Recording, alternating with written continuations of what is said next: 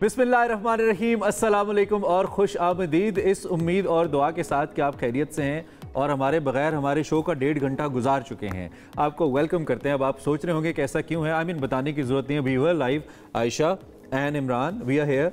अब बताना यह है कि इससे पहले आपने देखा लाइव अपडेट्स आ रही थी। पाकिस्तान सऊदीया बिजनेस फोरम का एक बड़ा इंपॉर्टेंट सेशन था जिसके अंदर कोई 130 से ज़ायद आयशा ऐसे सरमायाकार जो कि पाकिस्तान आए हैं, उनके खिताबात चल रहे थे हमारे डिप्टी प्राइम मिनिस्टर से। सो आपको लाइव दिखा रहे थे। खैर, अब हम कह दें गुड मॉर्निंग, कह सकते हैं? बिल्कुल कह सकते हैं, क्योंकि अभी मॉर्निंग ही चल रही है और वाकई में आज इंतहा हो गई इंतजार की। हम भी इंतजार कर रहे थे, यहाँ पर बैठे बैठे हम सूख गए कि कब हम जो है लाइव आएंगे, अपने शो का आगाज करेंगे। बहरहाल हम आ गए हैं लाइव। वक्त आज हमारे पास थोड़ा सा कम होगा क्योंकि बहुत ज्यादा वक्त जो है वो गुजर चुका है। लेकिन जनाब, आगाज कर लेते हैं अपने पहले टॉपिक के साथ। टॉपिक का कर लेते हैं, लेकिन साथ एक छोटी सी बात बताएं। इतना जबरदस्त लाइनअप हमने आज आपके लिए रखा हुआ था। कुछ उसमें से गेस्ट ऑब्वियसली आज हमारे मेहमान नहीं बन पाएंगे, लेकिन कुछ हैं जो हमारा साथ देंगे टिल 12। अगर कोई मजीद ब्रेकिंग न्यूज या न्यूज अपडेट ना आ गई, सो क्विकली हम स्टार्ट कर लेते हैं। जो पहला मौजूद जिसकी तरफ आप रेफर कर रही हैं, दैट इज वेरी इंपॉर्टेंट।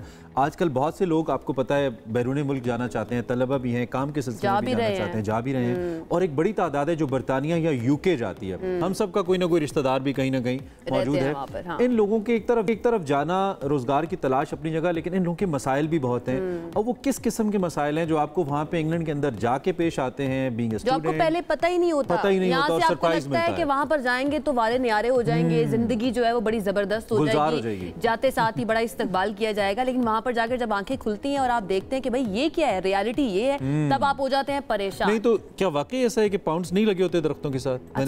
आपको ऐसा लगा? मुझे तो लगा एयरपोर्ट से निकलते हैं लगे होते होंगे। लोग 70-80 जाना चाहिए। लोग 70-80 लाख रुपए देके, मेरे लिए भी ले आइएगा।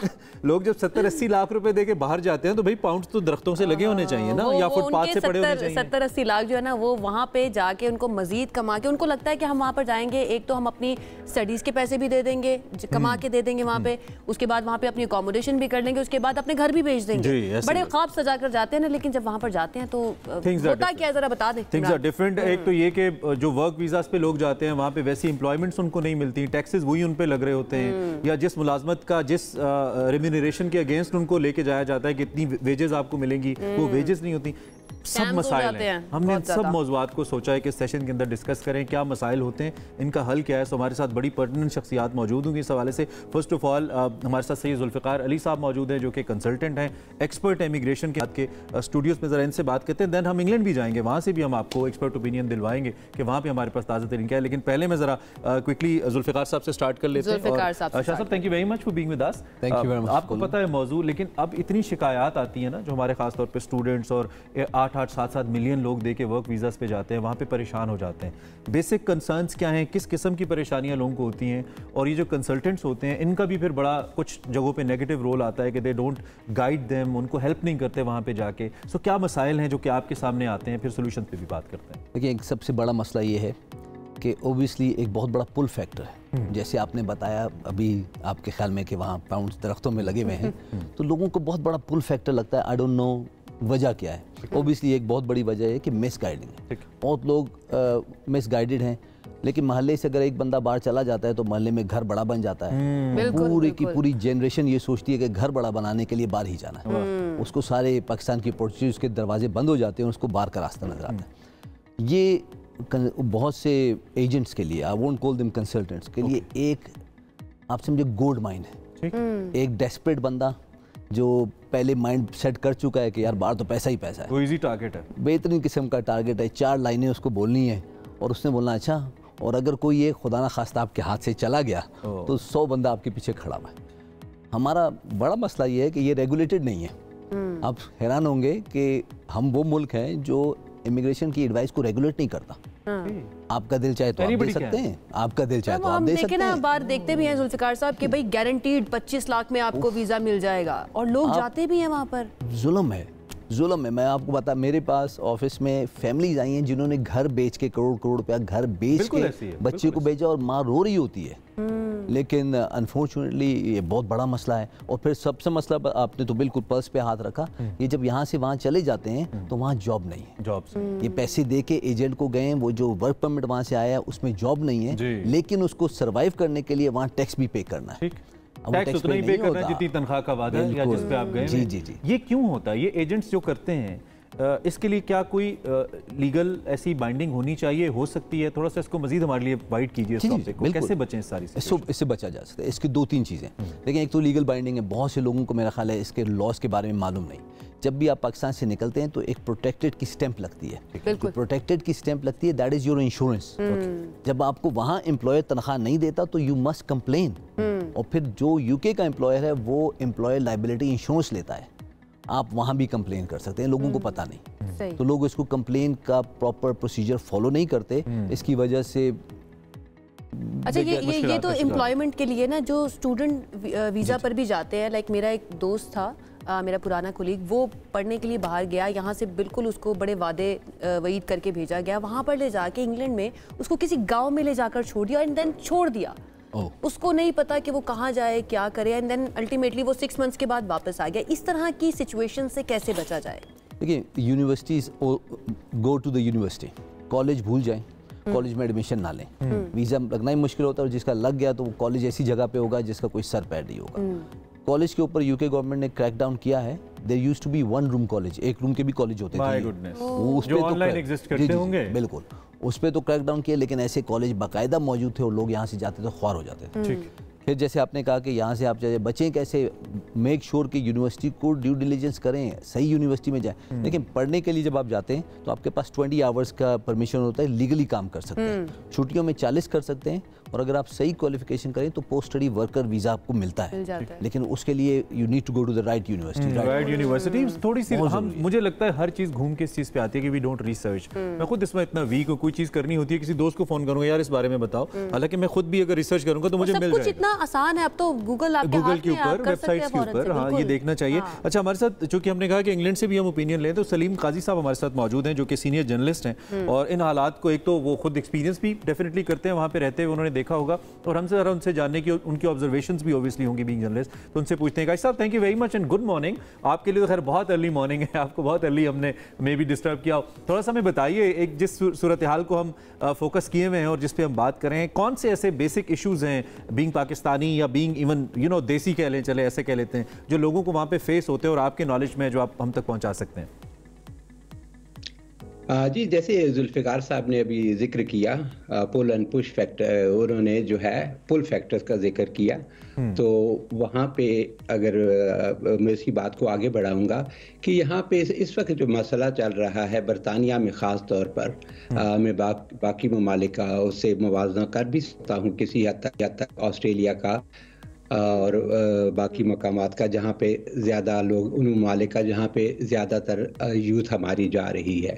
अब इसमें आपका टॉपिक ज़्यादा स्टूडेंट रिलेटेड है, इसमें दोनों दूसरे भी वर्क फोर्स भी आ रही है, स्टूडेंट भी आ रहे हैं। जहाँ तक बरतानिया का ताल्लुक है, उसमें एक बड़ी तब्दीली जो आई है पिछले अरसे में, आपने देखा होगा कि पाकिस्तान से आने वालों की तादाद में, इसी तरह इंडिया, ये 2012 में जो है रिकॉर्ड के मुताबिक आदाद शुमार देखे तो 2012 वाज पीक ईयर, जिसमें यूनिवर्सिटी इनटेक जो है बहुत बरसों बाद जो है वो हाईएस्ट पे चली गई थी। और उसके बाद यहाँ की जो है ओवरऑल इकॉनमी चूँकि स्लो हो गई थी 2012 के बाद, और गुज़श्ता जो साबिका हुकूमत है उनकी इमिग्रेशन पॉलिसी भी वो भी सख्त हो गई थी, क्योंकि बहुत ज़्यादा दबाव यहाँ पे हो गया था। लोग कह रहे थे कि हमारे पास खुद जॉब्स नहीं हैं, तो आप जो है कैसे वेलकम कर सकते हैं। अगर आपको याद हो, टोरी गवर्नमेंट पे बहुत ज़्यादा दबाव था और उन्होंने बहुत ज़्यादा सख्त पॉलिसीज़ बना दी थी, तो उसमें फिर एक डिक्लाइन आया इनटेक में। फिर इसमें दोबारा जो है एक वो डिक्लाइन बल्कि चलता रहा, और कोविड जो था वो that prove to be a turning point, कि कोविड में जब इन पे सबसे ज़्यादा दबाव पड़ा, हुकूमत पे सबसे ज़्यादा जो तनकीद हुई, जायज़ हक बजानिब थे लोग, कि ज़्यादातर लोग जो है यहाँ पे जो अमवात हुई वो ओल्ड हाउसेज में हुई, केयर होम्स में हुई। तो हुकूमत पे बहुत ज़्यादा दबाव था कि ये क्या हो रहा है। इसका मतलब है कि ख़ास तौर पे NHS और NHS से एसोसिएटेड जो सोशल सर्विसेज हैं, वहाँ पे स्टाफ की बहुत कमी है, और उसमें उन्होंने बहुत ज़्यादा इनटेक हुआ। आप यहाँ से अंदाज़ा लगा लें कि बाहर से इन्होंने जो मंगवाए, अपना लेबर मंगवाई, उसमें ज्यादातर यूथ थी, खवातीन थी, नर्सिंग स्टाफ था, और उसमें 200% का इजाफा हुआ अचानक, 200%। और सलीम साहब, ये सिर्फ इंग्लैंड नहीं, इसके अलावा कनाडा या ऑस्ट्रेलिया, इस तरह की कंट्रीज जो हैं वहाँ पर भी लेबर बहुत ज़्यादा कम हुई थी, तो इमिग्रेशन जो है, इमिग्रेंट्स की तादाद बहुत ज़्यादा कोविड ने ट्रिगर कर दिया ना, कोविड ने ट्रिगर कर दिया था। हम खास तौर पे बरतानिया को यहाँ पर फोकस कर रहे हैं कि जब यहाँ से कोई स्टूडेंट या कोई एम्प्लॉयमेंट के लिए जाता है वहाँ पर, सबसे पहले उसको जाकर कौन कौन सी प्रॉब्लम्स को फेस करना पड़ता है? कुछ चीज़ें जिनका हमें पता है, लाइक एकोमोडेशन के मसाइल हो गए, एम्प्लॉयमेंट के मसाइल वहाँ पर है, इसके अलावा और कौन सी ऐसी चीज़ें हैं जिसका सामना वहाँ पर करना पड़ता है? ज़रा नाजरीन को बताना चाह रहे हैं हम, जो ख्वाहिश रखते हैं बाहर जाने की और जिनको लगता है कि सब कुछ अच्छा हो जाएगा बाहर जाके। दो किस्म के मसाइल, बिल्कुल आपकी बात आशा। अगर आप प्रैक्टिकल इश्यूज की बात करें, एक तो पॉलिसी लेवल पे हैं, पॉलिसी जो है, पिछली गवर्नमेंट की पॉलिसी भी बहुत क्रिटिसाइज होती रही, लेकिन दोनों जमातों का, हिज़्ब इख्तिलाफ का और हुकूमत टोरी पार्टीज का और लेबर का एक लिहाज से कंसेंसस था कि इमिग्रेशन इज़ ए प्रॉब्लम, क्योंकि लोकल सतह पे बहुत ज़्यादा दबाव आ रहा था। तो प्रैक्टिकल, एक तो पॉलिसी इश्यूज है, आप कह सकते हैं कि पॉलिसी लेवल पे, लेकिन प्रैक्टिकल लेवल पे, इनफरादी सतह पे ये कैसे मुतासिर करता है, उसमें बहुत बड़ी जो प्रैक्टिकल आपको इश्यूज फेस करने पड़ते हैं, वही है कि लोग आते हैं और यूनिवर्सिटीज़ भी बड़ी रोज़ी पिक्चर्स पेश करती हैं, और जैसा जुल्फ़िकार साहब ने बताया कि वहाँ से भी बड़ी एक खुशगवार किस्म का मंजर पेश किया जाता है कि आप जाएंगे, ये मोहल्ले का एक और लड़का गया था और वहाँ से आपके वारे न्यारे हो जाएंगे। लेकिन प्रैक्टिकल इशू जो हैं, वो जो सबसे बड़ा फेस करना पड़ता है वो है आपका हाउसिंग। सबसे ज़्यादा हाउसिंग सबसे ज़्यादा जो बड़ा इशू है, क्योंकि अगर आप देखें मोस्ट कोर्सेज की अभी जो एवरेज कॉस्ट है, 1 ईयर कॉस्ट है, वो 17,000 है। और आप 13,000 से 17,000 के दरमियान किसी यूनिवर्सिटी में जा सकते हैं। और उसके बाद जो सबसे बड़ा इशू है वो अब आपका हाउसिंग है। फिर हाउसिंग में सबसे बड़ा इशू ये, अब यहाँ पे इतनी ज़्यादा सख्ती हो गई है क्योंकि यहाँ पे ऑनलाइन फ्रॉड और बाकी मामलात इतने ज़्यादा हो गए हैं कि उसमें आपको लोकल गारंटर चाहिए हाउसिंग में। आपने देखा बात यह है कि इन सब चीज़ों से बचा कैसे जाए? सलीम साहब, मैं चाहूंगी कि जुल्फ़िकार साहब इसका जवाब दे दें। जुल्फ़िकार साहब, इन सब चीज़ों से हमें बचना कैसे? हमें कैसे पता चलेगा कि ये कंसल्टेंट ठीक है, ये स्कैम नहीं करेगा, फ्रॉड नहीं करेगा, हमारे पैसे ज़ाया नहीं होंगे और ये हमें सही जगह पर पहुंचा देगा और जो वादे कर रहा है वो पूरे भी करेगा? इसका हमें कैसे पता चलेगा? देखिए, आजकल टेक्नोलॉजी का जो एक बहुत बड़ा फ़ायदा है वो गूगल है। गूगल के रिव्यूज़ से काफ़ी अंदाज़ा हो जाता है। आप ज़रूर अगेन थोड़ी सी रिसर्च खुद बड़ी लाजमी है, और किसी को भी पैसे देने से पहले प्लीज़ डबल चेक कर लें कि किसी और से, एक बंदे से और समझदार बंदे को साथ ले जाए। वर्ड ऑफ माउथ की बात कर रहे हैं आप? जी, बिल्कुल, बहुत ज़रूरी है। क्योंकि जब तक आप रिलाई नहीं करेंगे या एडवाइस नहीं लेंगे तो प्लीज। अच्छा, और इसी पे इसको, सॉरी टू कट यू, अगर हम इसको ज़्यादा और स्ट्रेट आए इस क्वेश्चन के ऊपर, और वो ये है कि क्या यूके अब भी इतना अट्रैक्टिव है, इतनी अट्रैक्टिव डेस्टिनेशन है to study and to work, जिस तरह आज से 8, 10, 12, 15 साल पहले थी, जिस तरह हमने ओवर पॉपुलेशन की बात की वहाँ पे? तो अगर स्ट्रेट अवे हम ये बात करें कि क्या अब भी ऐसा है या नहीं, अब आपको किसी और एंगल से सोचना चाहिए, किसी दूसरे मुल्क के बारे में सोचना चाहिए? मेरा उसका जवाब बड़ा सिंपल सा है, is about the opportunity. Okay, आपको बहुत लाइन अप करना चाहिए अपने फ्यूचर प्लान को कि क्या आपको वो मौका यूके देता है कि नहीं। अगर आप आईटी के फील्ड में हैं, आईटी में यूके बहुत मौके देता है। ठीक है, उनका इंटेलेक्चुअल प्रॉपर्टी, उनका एआई का काम बहुत ज़्यादा हो रहा है, रिसर्च के काम ज़्यादा हैं, तो आपके लिए मौके बेहतर हैं। इसी तरह अगर आपकी कोई और फील्ड है, इकोनॉमिक्स है, तो मे बी आप जर्मन या यूएस की तरफ देखें। तो आपको अपनी फील्ड की अपॉर्चुनिटी के हिसाब से जाना चाहिए। ठीक है, यू मस्ट फोकस कि मुझे ये फ़ायदेमंद है कि नहीं है। ठीक है, ये आपको पहले खुद से रिसर्च करनी पड़ेगी, ये बहुत ज़्यादा इंपॉर्टेंट है। Thank you so much.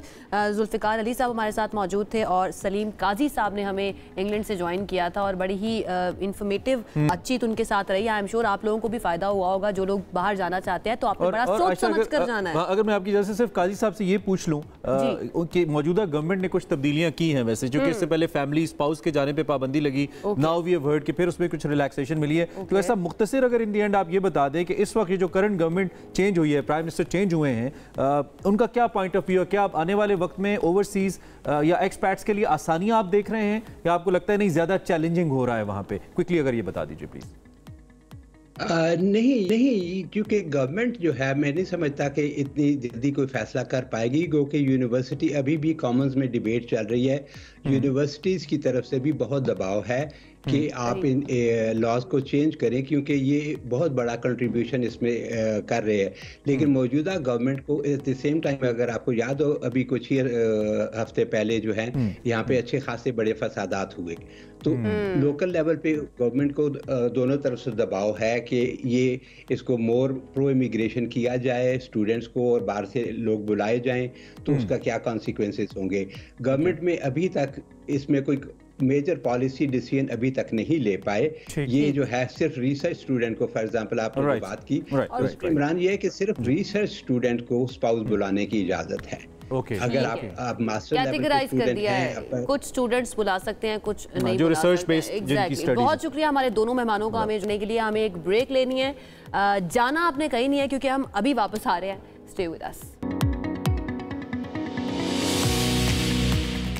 सबसे आगे में एक मरतबा फिर से आपको कहेंगे खुश आमदीद। इमरान, अब अगला सेगमेंट शुरू करने से पहले एक सवाल मुझे आपसे पूछना है। कभी आपने हिप्नोसिस करवाया? आपने देखा है कि हिप्नोसिस होता क्या है? ये एक ऐसी टर्म है जिसके बारे में कल जब हमने डिस्कस किया तो मुझे ज़्यादा पता चला। Usually I mean we don't just go through this, और ऐसी टर्म है कि जिसको हम अगर इन डिटेल्स डिस्कस करें या जिसके बारे में जानें तो हमें पता चलेगा कि इससे रिलेटेड कितनी ज़्यादा लोगों की जिंदगियाँ हैं, कितने ज़्यादा मसाइल हैं। जानना कितना ज़रूरी है। सबसे पहले तो इसको समझे कि ये है क्या और इसकी वजह से क्या क्या हो जाता है, जाने तक चली जाती हैं।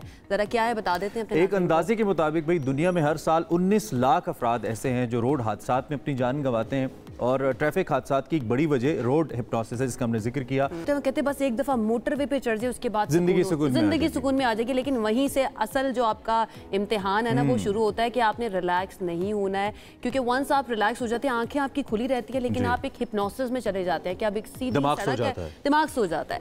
तो मुसलसल गाड़ी चलाने से ड्राइवर जो है वो अक्सर रोड हिप्नोसिस का शिकार हो जाते हैं, जिसमें आंखें खुली रहती हैं, जिसका हम जिक्र कर रहे थे, लेकिन दिमाग सो जाता है। तो अब नेशनल हाईवे अथॉरिटी जो है वो इस बारे में क्या कर रही है, डेटा क्या बता रहा है? डेटा ये बता रहा है कि ड्राइवर्स की थकावट और नींद की वजह से होने वाले हादसात में 34% तक इजाफा हुआ है। और इस हवाले से नेशनल हाईवे अथॉरिटी जो है वो मुसलसल मुहिम भी चला रही है, जो कि बहुत ज़रूरी है और बहुत अच्छी बात है। बिल्कुल, हमारे साथ इस वक्त इस हवाले से एसपी मोटरवे मौजूद हैं, एसपी M2 जहांदाद अकरम साहब, जो कि इस बारे में हमने सोचा एक तो उनसे बात करते हैं, सॉल्यूशंस पे बात करते हैं, और चूंकि फोर्स से इनका ताल्लुक है तो फोर्स के पास फर्स्ट हैंड इन्फॉर्मेशन होती है कि क्या वजूहात हो रही हैं, ताकि थोड़ा सा प्रिवेंट किया जा सके। इसी हवाले से thank you very much sir for being with us. बहुत शुक्रिया, बहुत अच्छा लग रहा है आपको, और हमें भी मैं तो अप्रिशिएट कर रहा था कि we need young officers like Jahandad साहब के वो हैं, क्योंकि मुझे लगता है कि वो लोग डिसीजन मेकिंग के अंदर या इम्प्लीमेंटेशन के अंदर ज़्यादा इफेक्टिव रोल प्ले करते हैं। This is what I think. Morning कैसी हुई आपकी, सबसे पहले ये बताइए। मॉर्निंग अल्हम्दुलिल्लाह इट वाज बिल्कुल फाइन। और मोटरवेज जैसे आपने कहा, नेशनल हाईवे अथॉरिटी और national highways and motorways police, तो हमारा ऑब्वियसली ये प्राइमरी ऑब्जेक्टिव होता है कि जितने भी कम्यूटर्स हैं उनका सफ़र जो है वो बिल्कुल सेफ्टी के साथ गुजरे। और इसमें जैसे आपने इसकी बात की रोड हिप्नोसिस की, ये एक बड़ा अहम पहलू है। इसके ऊपर इंटरनेशनल रिसर्च भी काफ़ी हो चुकी है। तो मैं समझूंगा कि आप लोगों ने बड़ा अच्छा ये एक मुझे भी मौका दिया है और लोगों के लिए भी आगाही पैदा करने की कोशिश की है। इसके ऊपर पाकिस्तान जैसे मुल्क के अंदर जहाँ पे कम्यूटर्स डेली इतना सफ़र कर रहे होते हैं, मेरा ख्याल है एक इस तरह का प्रोग्राम होना चाहिए था। ठीक है, तो थोड़ा सा में हम अगर की रीजंस आपसे पूछें कि आपके नॉलेज में क्या है, की रीजंस क्या हैं इन हादसात की? बुनियादी तौर पे ड्राइवर्स ट्रेनिंग का कोई इशू होता है, ओवरवर्क मैटर्स होते हैं, सिर्फ स्लीप हिप्नोसिस है या इसके अलावा भी कोई रीजंस हैं? अच्छा, रोड हादसात के कई वजूहात हैं। इनको प्राइमरीली हम जो है दो कैटेगरीज में डिफाइन कर सकते हैं। एक कैटेगरी जो नेचुरल रीजंस हैं। नेचुरल रीजंस में आप बैड वेदर आ सकती है, फॉग का सीजन आ सकता है, गाड़ी का मैकेनिकल फॉल्ट हो सकता है, टायर बर्स्ट हो सकता है, इस तरह की चीज़ें हो सकती हैं जो कि ह्यूमन कंट्रोल से बाहर है। ठीक है। और दूसरी टाइप है वो है ह्यूमन एरर की। अब उसके अंदर फिर ये सारी चीज़ें आती हैं जिसमें रेकलेस ड्राइविंग आ सकती है, केयरलेस ड्राइविंग आ सकती है, और डोजिंग एट व्हील आ सकती है, जिसको हम कहते हैं गाड़ी चलाते हुए ऊँग आ जाना, जिसकी वजह से गाड़ी का कंट्रोल खो बैठना। और इसके साथ साथ मोबाइल फ़ोन का इस्तेमाल करना, डिस्ट्रैक्शन आ जाना, खाने पीने की अशिया इस्तेमाल करना गाड़ी चलाते हुए, मल्टीमीडिया गाड़ी का इस्तेमाल करना। तो ये दो, फ़ोन पे बात करना, फ़ोन का इस्तेमाल करना, तो ये दो प्राइमरी कॉजेज़ हैं, टाइप्स हैं, जिसकी वजह से रोड हादसात अमूमन मोटरवेज़ के ऊपर, जहाँ पे आपने बताया कि बड़े सुकून से लोग सफ़र कर रहे होते हैं, तो मोटरवेज़ के ऊपर इन दो टाइप्स की वजह से काफ़ी हादसात पेश आते हैं। अब बात आपने की डोजिंग एट व्हील की, कि लोग सो जाते हैं। अब ये देखा जाए तो हमारी मोटरवेज़ के जो पिछले 5 साल का जो फिगर है, ठीक है, डेटा ये कहती है कि ये 20% हमारी जो टोटल एक्सीडेंट्स हैं उसका 20% इस वजह से है, इस वजह कि लोगों को गाड़ी चलाते हुए ऊँग आ जाती है और उसकी वजह से उनका एक्सीडेंट हो जाता है। और ये एक इस तरह का इशू है जिससे हम सब रिलेट कर सकते हैं, क्योंकि सब मोटरवे पर ट्रैवल करते हैं। और अगेन स्टार्ट में जो हम बात कर रहे थे, मोटरवे पर चढ़ते ही हम कहते हैं आप सुकून से हमारे 4-5 घंटे जो है ना गुजर जाएंगे। बिल्कुल। इसको प्रिवेंट किस तरह से करना है? घर से निकलते वक्त, मोटरवे स्पेशली चढ़ते वक्त हमें किन किन बातों का ख्याल रखना है? अच्छा, ये अब देखें, छोटी सी एक चीज़ होती है और छोटी सी एक लापरवाही होती है जिसकी वजह से एक बहुत बड़ा हादसा पेश आ जाता है, और आप ना सिर्फ अपनी ज़िंदगी को दाव पे लगाते हैं, बल्कि अपने चाहने वालों की ज़िंदगी और आपके इर्द गिर्द जितने लोग हैं उनकी ज़िंदगी को दाव पे लगाते हैं। तो मेरे ख्याल में तो बेसिक सी चीज़ें जिनका अगर आप ख्याल रखें तो आपका सफ़र जो है वो सेफ़ एंड साउंड गुजरेगा। जिस तरह की हम नींद की बात कर रहे हैं, ऊँगाने की बात कर रहे हैं, तो आप कोशिश करें कि अगर आपको नींद आ रही है तो अव्वल तो आप लंबे सफ़र पर निकलें ही ना, ठीक है। तो लेकिन अगर आपने जाना ही है, आप कॉफ़ी या चाय का इस्तेमाल करें, थोड़ी देर बाद रुक के चहलकदमी करें, अपने साथ किसी को बिठाएं जो आपके साथ गपशप करे, ताकि आपका दिमाग नहीं आ रही है, जो स्लीप हिप्नोसिस वाली बात है कि आंखें खुली हुई हैं, दिमाग सोया हुआ है, पता ही नहीं चलता ना उस टाइम पर। अच्छा, उस टाइम पे क्या स्लीप हिप्नोसिस उसका ये है कि स्लीप हिप्नोसिस में बेसिकली आप नॉर्मल फंक्शन कर रहे होते हैं, आपकी मेंटल और फिजिकल फैसिलिटीज जो हैं वो इंटैक्ट रहती हैं, आप ओवरटेक भी कर लेंगे, आप आगे गाड़ी को डिपर भी दे देंगे, आप गाड़ी को लेन शिफ्ट भी कर लेंगे, आपको मसला कोई नहीं होगा। तो road hypnosis itself is not dangerous, ठीक है। रोड हिप्नोसिस तब डेंजरस होता है, इंटरनेशनल स्टडीज़ भी ये कहती हैं कि वो तब डेंजरस होता है जब आप इसको ऐड करें इसके साथ फटीग को, अच्छा, थकावट को या ड्राउजीनेस को, ठीक है। तो अगर हम केस स्टडी की बात करें, जैसा आपने कहा कि 20% ऑफ टोटल इसकी वजह से हैं,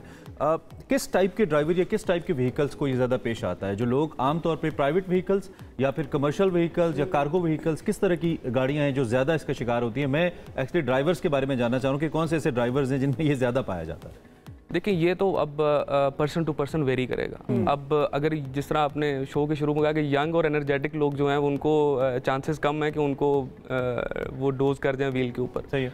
अगर एक बंदा जो थोड़ा एजेड भी है, ठीक है, वो उसके चांसेस ज़्यादा हैं कि वो करे। और ऊपर से अगर उसने किसी ने कोई मेडिकेशन ली हो जो कि नींद, जिससे नींद आती हो, तो उससे तो स्पेशली फिर उसको ऑब्वियसली ड्राउजीनेस उसको होगी और हादसा पेश तो इसमें लाजमी नहीं है कि व्हीकल कोई भी हो सकती है जी। लेकिन हमारी प्रायोरिटी ये होती है कि अब चूँकि गाड़ी जो है एक उसमें ड्राइवर की रिस्पॉन्सिबिलिटी 1 से 5 बंदे की है। अब बस जो है उसमें एक ड्राइवर की रिस्पॉन्सिबिलिटी 40 से 45 बंदों की। तो हमारी प्रायोरिटी होती है कि बसेस जो हैं उनको लाजमी बल्कि हमारी कैंपेन्स भी हो रही होती हैं कि उन बसेस को लाजमी उस कैंपेन का पार्ट बनाया जाए, ताकि उनके जो ड्राइवर्स हैं वो जो 40 बंदों को लेके जा रहे हैं वो इस ड्राउजीनेस का शिकार ना हो और वो 40 जिंदगियों को और उनके आगे खानदान को। अच्छा, वैसे कोई प्राइवेट गाड़ी में जा रहा है तो वो अपने दोस्त को साथ बिठा सकता है, फैमिली को साथ बिठा सकता है, जो उससे बात करते रहे। बस में जो ड्राइवर है उससे कौन बात करता है? हमारे तो दोस्त पहले सो जाते हैं। बस के ड्राइवर्स जो है खास तौर पर, या बड़े ट्रॉलर्स जो होते हैं उनके ड्राइवर्स,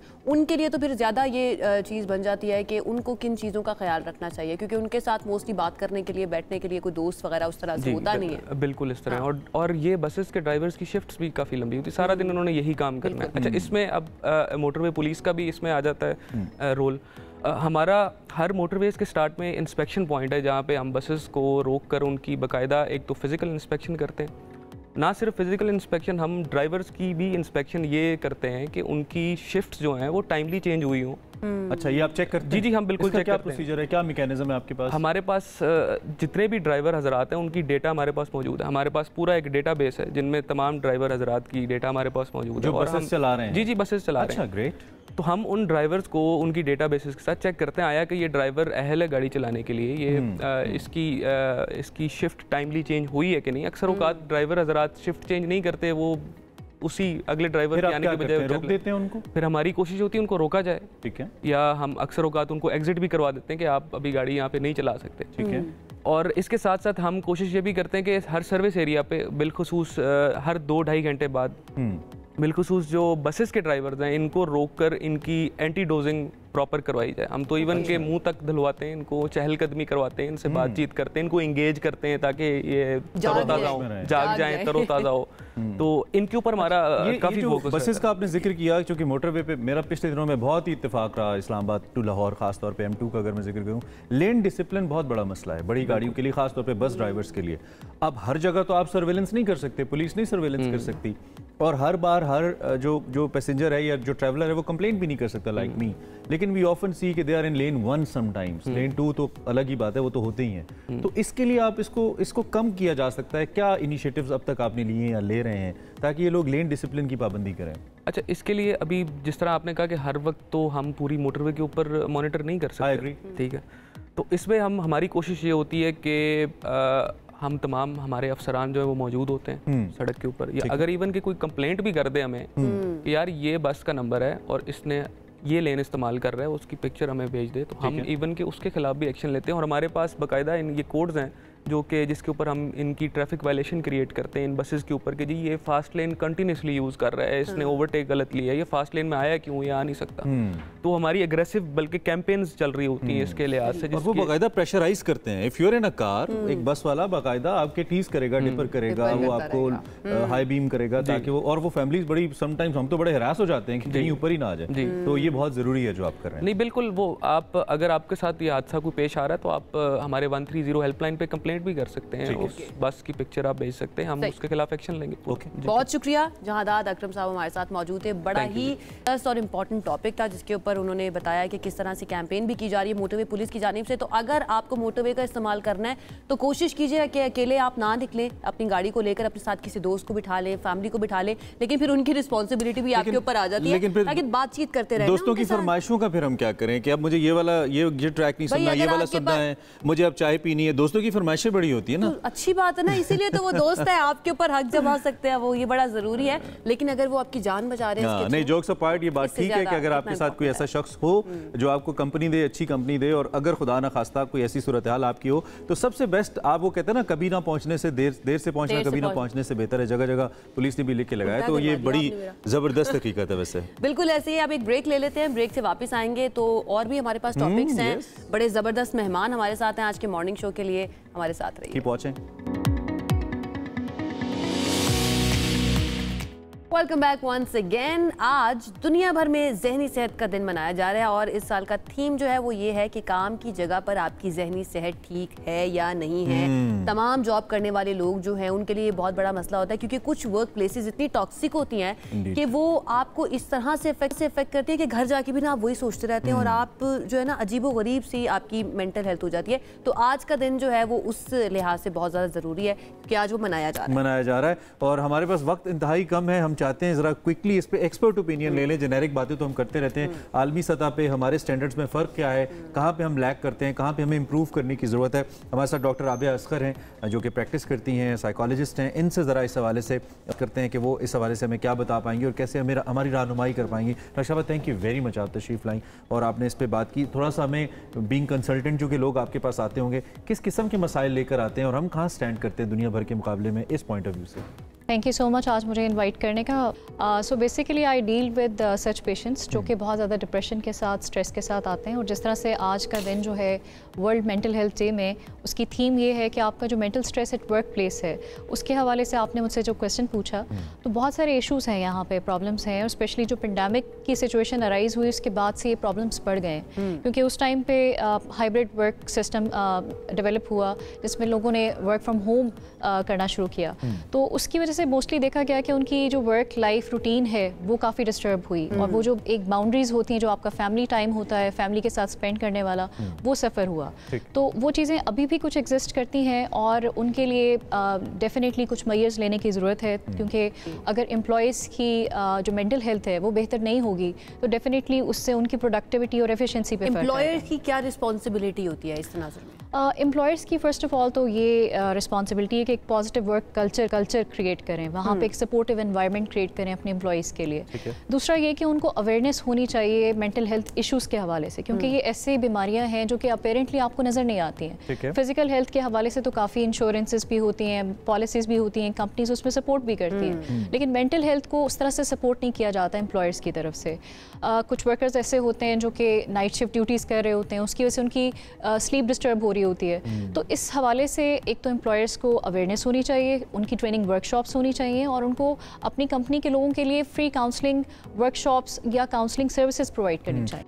अच्छा डॉक्टर साहब, ये भी बताइएगा कि अगर मैं एक जगह पर काम कर रही हूँ और मुझे नज़र आ रहा है कि टॉक्सिक इन्वायरमेंट है, फॉर एग्जांपल टॉक्सिक इन्वायरमेंट के अंदर मेरा काम करना है, तो उसके अंदर मेरी रिस्पॉन्सिबिलिटी क्या है? मैं अपने स्ट्रेस लेवल को किस तरह से कम कर सकती हूँ? अगर मैं बाकी लोगों को कंट्रोल नहीं कर सकती तो मैं क्या कर सकती हूँ? क्या मेडिटेशन करना, ये सब चीज़ें हेल्प करती हैं? डेफिनेटली एक बैलेंस्ड जो लाइफ स्टाइल है वो आपको बहुत हेल्प करता है। उसमें आपकी एक तो वर्क रूटीन है, उसमें आप जिस तरह से एवरी 2 आवर्स आप थोड़ी सी ब्रेक ले सकती हैं अपने लिए, डीप ब्रीदिंग एक्सरसाइज कर सकती हैं, थोड़ा स्ट्रेचेस वगैरह कर सकती हैं, उससे आप रिलैक्स हो सकती हैं। इसके अलावा आफ्टर वर्क रूटीन जो आपका टाइम गुजर जाता है, उसके बाद जो आपका टाइम होता है वो आपका सिर्फ अपने लिए और अपनी फैमिली के लिए होना चाहिए। उसमें आपकी अपनी हॉबीज़ होनी चाहिए, फैमिली के साथ टाइम स्पेंड करना चाहिए, और जितने आपके उससे रिलेटेड इशूज़ हैं उनको एड्रेस करना चाहिए। लेकिन अक्सर देखा गया है कि लोग उस टाइम में भी अपने ऑफिस से रिलेटेड कॉल्स भी रिसीव कर रहे होते हैं, बल्कि रातों में भी उनके मोबाइल्स ऑन होते हैं। अच्छा, तो वो ये चीज़ होती है ना कि अगर आप कॉल्स रिसीव नहीं कर रहे हैं तो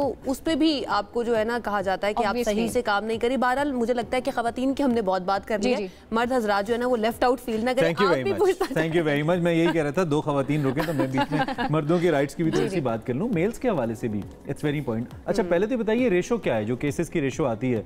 बीइंग कंसल्टेंट आपके पास जो लोग आते हैं, ज़्यादा रेशो खवातीन अपने मसाइल लेकर आती हैं, हजरात लेकर आते हैं? आपकी क्या जजमेंट है इसको लेकर? क्योंकि मैं फीमेल साइकियाट्रिस्ट हूँ तो मेरे पास तो ज़्यादातर हाँ जी ज़्यादातर फीमेल्स आती हैं, लेकिन मर्दों के भी बहुत ज़्यादा मसाइल हैं।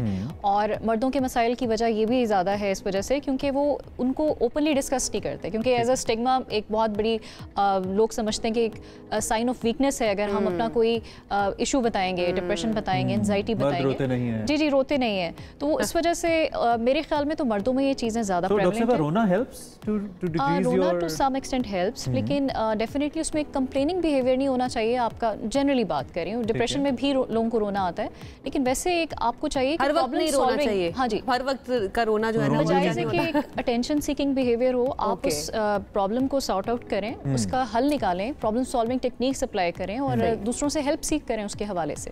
तो ये एक बेहतर स्ट्रेटजी होती है जब भी आपको कोई प्रॉब्लम्स होती हैं। और यूजुअली आपके ख्याल में ये जो मेंटल स्ट्रेस हैंडलिंग कैपेसिटी है, ये दोनों जेंडर्स में से ज़्यादा बेहतर किस में है? ख़वातीन में ज़्यादा बेहतर है?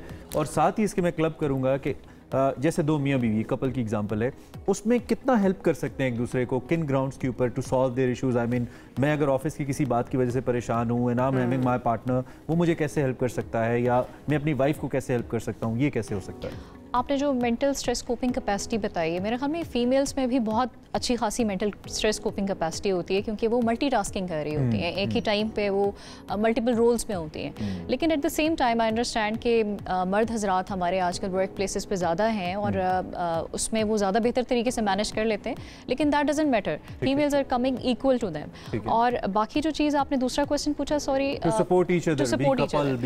कपल्स का देखिए, जैसे इस्लाम में भी है कि मियाँ बीवी एक दूसरे का लिबास है, तो आप जितनी भी आपस की चीज़ें होती हैं उनमें बड़ी क्लियर कम्युनिकेशन आपकी हो, अगर अपने स्ट्रेसेस को आप एक दूसरे के साथ शेयर करें तो एक बहुत बड़ी सपोर्ट होती है, फिर आपको दूसरों से हेल्प लेने की ज़रूरत नहीं पड़ती है। अच्छा, लेकिन यहाँ पर एक चीज़ मैं ऐड करना चाहूँगी कि ख़वातीन को लेकर कहा जाता है कि बड़ी अच्छी स्ट्रेस मैनेजर होती हैं, तो इसको इतना नॉर्मलाइज क्यों कर दिया गया है? हमें क्यों करना पड़े, हमें ज़्यादा स्ट्रेस जो है वो क्यों हो?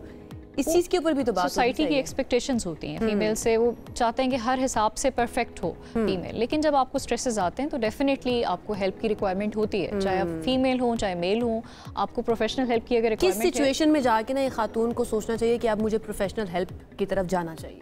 देखिए, जब भी आपकी फंक्शनैलिटी डिस्टर्ब हो रही हो, फंक्शनैलिटी मींस कि आपकी कोई फिजिकल फंक्शंस, आपकी स्लीप डिस्टर्ब हो रही है, आपकी एपेटाइट डिस्टर्ब हो रही है, आपकी इंटरपर्सनल रिलेशंस डिस्टर्ब हो रहे हैं, आप लोगों से सही तरीके से बात नहीं कर रहे, इरिटेबल हो रहे हैं, छोटी छोटी बात पे गुस्सा आ रहा है, या फिर आपकी ऑक्यूपेशनल डिक्लाइन आ रहा है, आप काम पे सही तरीके से फोकस नहीं कर सक रहे, तवज्जो नहीं दे सक रहे, आपकी मेमोरी इफेक्ट हो रही है, तो that is the time when you should seek help from good professional. ठीक है, last question, organisational point of view से जहाँ पे हम लोग काम करते हैं, ऑर्गेनाइजेशंस को क्या करना चाहिए, ख़ासतौर पे वर्क प्लेसेस के ऊपर कि जो वर्क स्ट्रेस है वो कम से कम हो जो एम्प्लॉयज़ हैं उनके ऊपर, चाहे किसी भी शोबे से उनका ताल्लुक है?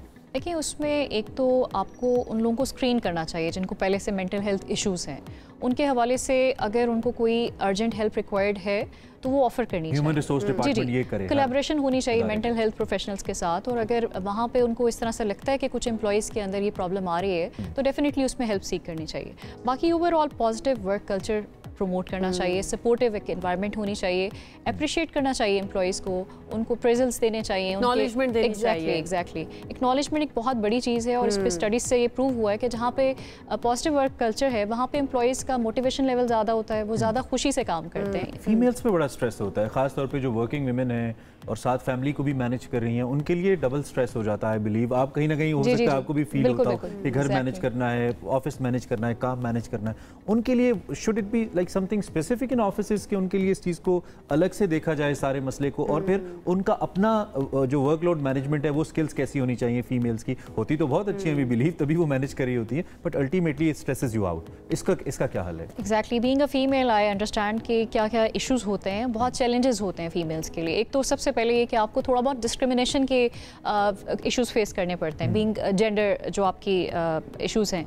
उसके अलावा आपके अपने हार्मोनल चेंजेस होते हैं जो बॉडी में आपके आ रहे होते हैं with pregnancy, after pregnancy, postpartum issues होते हैं, और वैसे भी जो मंथली साइकिल्स होती हैं डेली जो फीमेल्स की, उसके साथ भी प्रॉब्लम्स आते हैं। तो उसके साथ डेफिनेटली मूड स्विंग्स आते हैं, इरिटेबिलिटी आती है, और फीमेल के ऊपर मल्टीपल रिस्पॉन्सिबिलिटीज़ होती हैं। उसने एट द सेम टाइम अपने घर को भी टाइम देना है, बच्चों को भी देना है, फैमिली को भी देना है, प्लस उसने साथ में एक अच्छे प्रोफेशनल के तौर पे काम भी करना है। तो ये सारी चैलेंजेस के साथ डेफिनेटली उनके जो अंडरस्टैंडिंग दूसरे लोगों की, इर्द गिर्द के लोगों की बहुत ज्यादा बढ़ जानी चाहिए खवातीन को लेकर। एग्जैक्टली, कोलीग्स को सपोर्टिव होना चाहिए, ज्यादा बेहतर होगा, एम्प्लॉयर्स को सपोर्टिव हमारे पास खत्म हो गया। Thank you so much doctor Rabia Asghar हमारे साथ मौजूद थी।